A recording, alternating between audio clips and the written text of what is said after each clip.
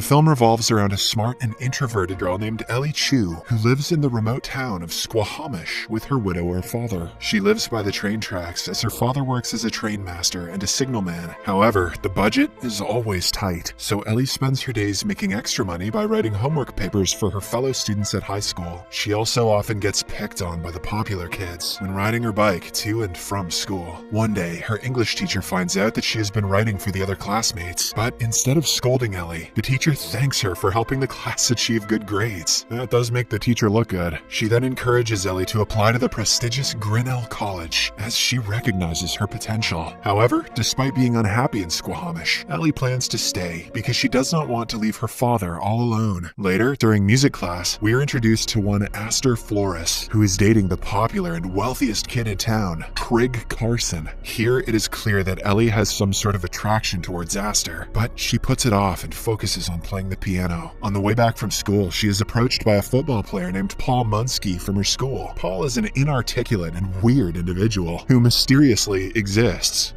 But no one knows much about him. He wants Ellie to help him write a love letter to his crush, Astor. In return, he is ready to pay double her normal charges. However, Ellie declines, saying that these types of letters should be written by oneself. Deep down, she doesn't want anyone to propose to Astor. She's mine, Munsky, you bitch. But the next day, after learning that her home's electricity supply will be cut off if they don't make a minimum payment of $50, Ellie agrees to write the love letter. In the day, the two sit down together and she reads his sample. She finds it to be very awkward, as Paul goes off topic too many times. Ellie addresses these problems with him, but Paul retaliates, stating that she wouldn't know, as she has never been in love. This pisses Ellie off, and she storms away, but not before promising to write the best love letter Paul has ever seen. Romeo, where art thou? I'm in Squamish. The same evening at home, Ellie and her father watch a movie together. Simultaneously, she's trying to write the love letter, but doesn't get any ideas. When nothing comes to mind, she uses a line from the movie they are watching.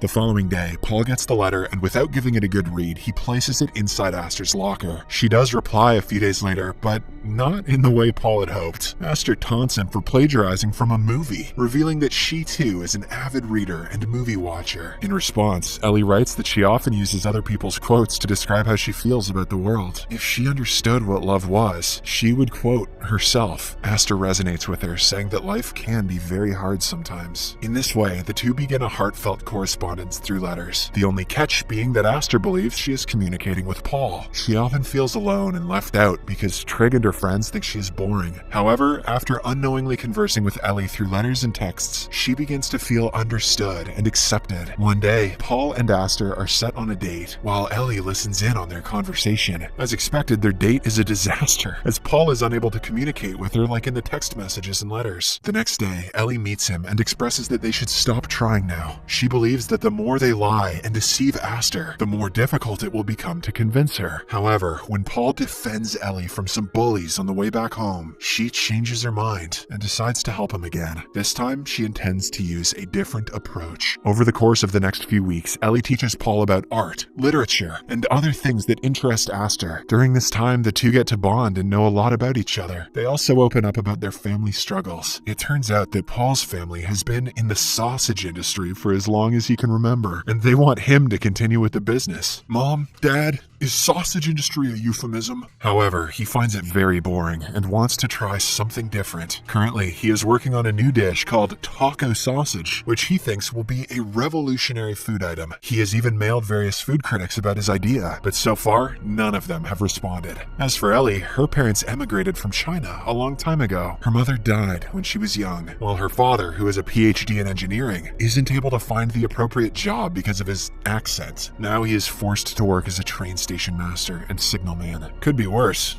A lot of guys would give their left nut to be called train master. As the two narrate their stories, they gradually become connected to one another. They even spy on Astor to get a good grip on the things she likes doing. Luckily, the hard work pays off, and Paul is eventually invited for a second date. However, when the big moment arrives, he is nervous and still has trouble conversing with Astor. Meanwhile, Ellie observes their date from outside a window. Seeing the plan go sideways, she messages Astor, pretending to be Paul, and saves the evening. Paul doesn't have a clue what's what's going on, so he simply acts as if he is texting under the table. After a while, when Aster appears charmed, he suddenly expresses his feelings for her. The two then finally start talking, while Ellie sees them and gets upset, eventually leaving the place on her bike. The next day, Ellie is chosen to play the piano in the high school recital, so she shops for some clothes for the event, and Paul accompanies her. He tells her about his date with Aster last night, revealing that he kissed her. But this only upsets Ellie. She begins contemplating her decision to assist him. On the day of the program, during a rock and roll performance, Ellie's bullies secretly meddle with the piano. Shortly after, she steps onto the stage and proceeds to play. But to her horror, some of the keys in the piano are broken. Ellie tries to improvise and come up with a song, but it sounds so bad that the audience starts making fun of her. Meanwhile, Paul, who is watching everything unfold from backstage, finds out that it was the bullies who broke the piano. So he quickly passes her a guitar and tells her to play a song. This is because Ellie once mentioned that her favorite instrument is the guitar, not the piano. Hesitantly, she starts playing, and after a while, she gets into the groove. Ellie even sings a beautiful song that she had written herself. After her performance, the audience showers her with a loud applause, making her relieved. The same evening, Paul takes Ellie to the senior recital party, where she is greeted by everyone, and they all treat her like a friend. Unable to contain her happiness, Ellie gets heavily intoxicated and almost passes out, so Paul takes her to his home. After he lays her down to sleep, Paul goes through her bag and finds several letters. They have been addressed to popular food critics, presumably about his sausage creations. This makes Paul very happy, and he starts liking her even more. Unfortunately, the next morning, Aster arrives there and finds Ellie in Paul's bedroom. The two have an awkward conversation, where Ellie explains that she was simply passing by to drop some books off. She also reveals that Paul is head over heels in love with Aster, which finally relieves the latter. As the two girls continue talking, they bond over their shared interest in art and literature, so they decide to spend the day together. Anyone else feel like this is headed for a threesome? At first, Ellie takes Aster near the train tracks and demonstrates her father's job as a signalman. Don't be humble, Ellie. He's a train master, damn it. Then they hop into Aster's car and reach a hidden hot spring in a secluded forest. Once there, Aster undresses and jumps into the spring, while Ellie is ashamed to look at her. But after a bit of convincing, she also joins in and enters the water with her shirt on. The two share an intimate conversation, where Aster opens up about her conflicting feelings for Paul. She also reveals that she heard her boyfriend Trig talking to her father about marrying her. In the evening, after Aster drops Ellie off at her home, she meets Paul while he is taking out the trash. It turns out that he has started bonding with Ellie's dad and regularly helps with the housework. Aster asks him if he believes in God, to which he says yes. Suddenly, she pulls Paul in for a kiss, but after it is done, neither of them seem that thrilled. Ellie witnesses this from her bedroom window and becomes upset. However, this gives her renewed motivation to do something in life, so she dusts off the old Grinnell college application that she had put away. The next day, Paul has his football game, so both Ellie and Aster show up to support him. However, despite his kiss with Aster the previous night, he is more excited to see Ellie. He even wins the game for his mediocre team by delivering a brilliant performance. After the game, Paul approaches Ellie, and it is revealed that he has developed feelings for her. So he takes his chance and leans in for a kiss, but she brutally rejects him. To make matters worse, Aster walks in on them. Ellie tries to explain the situation, but she doesn't hear any of it and storms out angrily. Seeing the look in her eyes, Paul realizes that Ellie is in fact in love with Aster. He tries to warn her that it is a sin and that she will go to hell for it, but Ellie, being an atheist, could care less. From then onwards, everybody is in a state of sadness. Ellie is filled with guilt for manipulating Aster with her letters. Aster is stuck with the self-centered Trig, and Paul is left to ponder on what to do with his life. I don't know, Paul, do something with sausages. Later in the week, Paul delivers sausages.